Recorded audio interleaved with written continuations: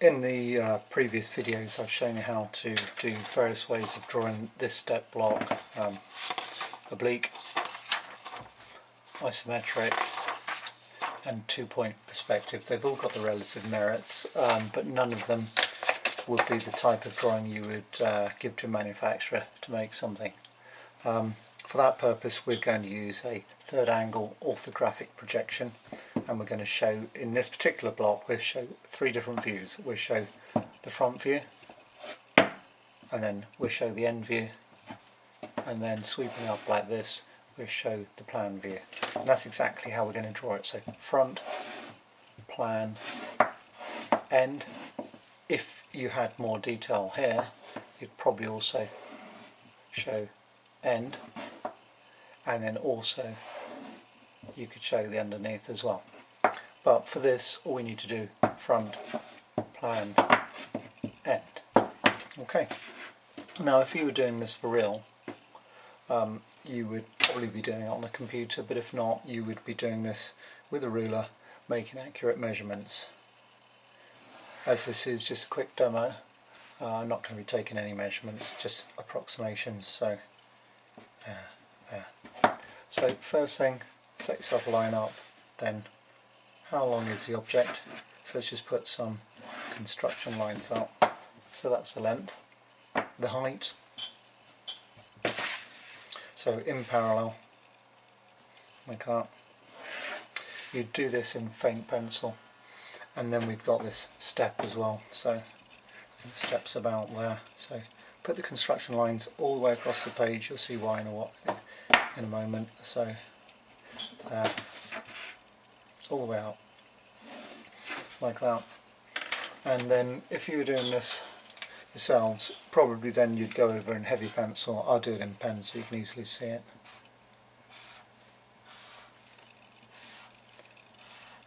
So that's the front on.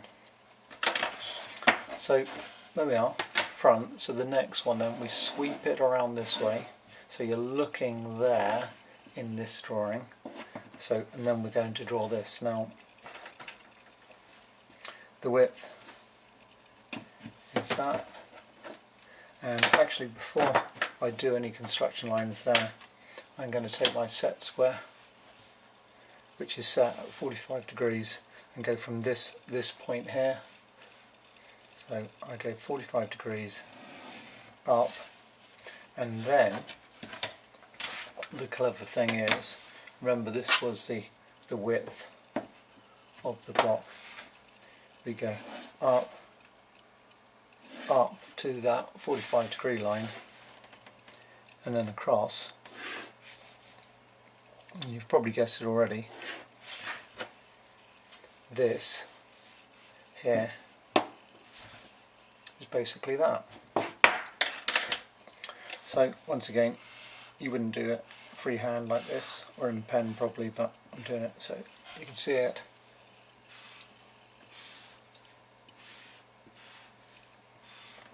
Okay, so we've got front, left, top or plan view, like that.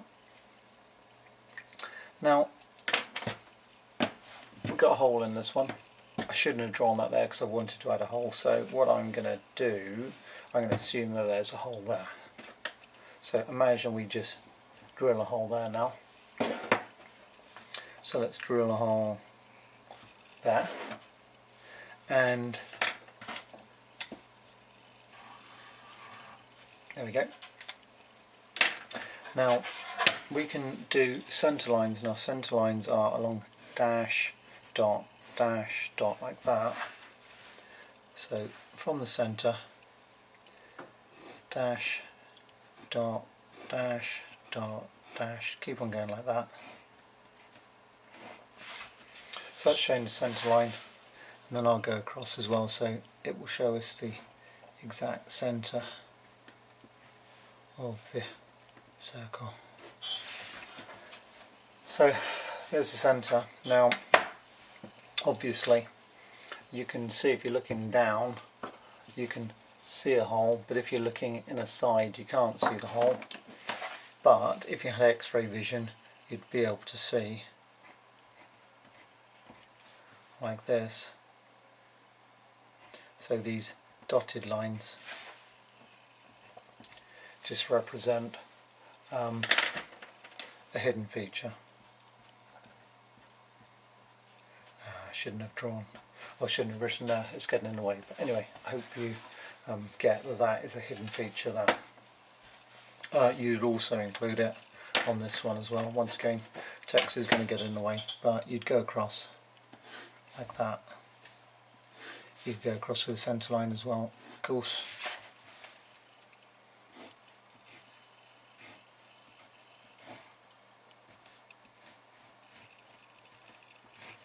Like that. So these are centre lines, and then also get that hidden feature in. So short dashes, and then that would be the bottom of it. Always get construction lines in first. So that doesn't look too bad, and then I could pen that in, but I won't bother. What's left? Right, okay. So the way that this shape is swept like that, this is known as third angle projection, and there's a special symbol for that. Let's draw the symbol down here. So it's a cone, like a flat-nosed cone, and so if you sweep it that way you'd be viewing this end on, so small circle, big circle, so centre lines, dash, dot, dash, dot, dash, like that. So that symbol means I have drawn this whole drawing in third angle orthographic projection. As well as adding that symbol, you'd also add a title. Almost certainly you'd add some dimensions as well, so I will just add just a few dimensions just to show you how it's done. So use leader lines, and then you write the dimension on top, say for example 60. If you got something like this circle, so you can go like this. There's various ways to do circles, but this is one of them. So R10 for example, radius 10. Because I know that's 60, if I gave that length there, say 100, I wouldn't need to provide that dimension because that can be inferred. And you can add dimensions to centre lines as well if you want, if that's the sort of thing you want to do. So I think the dimensioning is fairly intuitive, so I won't add any more dimensions. I'll keep the video short. So that's called a third angle orthographic projection, and if you really wanted to, if say there was a feature on this end, you could always then sweep it up that way, and then you could draw another drawing of the right hand side there, and then also you could sweep it up and then you could draw the bottom here if there's any feature, but it's featureless, so there's no point. Okay, that's the end of the video.